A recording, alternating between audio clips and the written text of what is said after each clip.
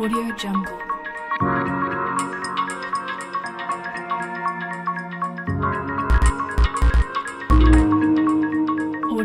Hi, I'm Ian McCall, the design team leader for the ZeroTape development project. So one of the real breakthrough moments with this product is when we looked at the relationship between the core and the handle and changed the weight distribution for the user. So if you're using this product every day, the strain on your wrist is vastly reduced.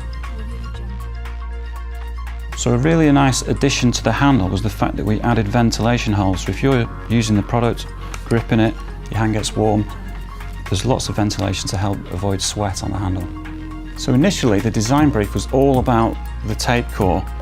We needed to design a core that would only fit on in one direction. So every time you load one on incorrectly, you waste time having to correct that. We also noticed that on the existing product, the tape reel was held on using a friction fit. We wanted to add a very positive click feel, so we knew when the tape had gone on correctly onto the dispenser. So when I've loaded a new reel of tape, it's very easy to get the tape inside the silent mechanism, cut off the slack, and you're ready to go. So at the front, we've got a spring-loaded retracting safety blade, which it only appears when you need to cut the tape.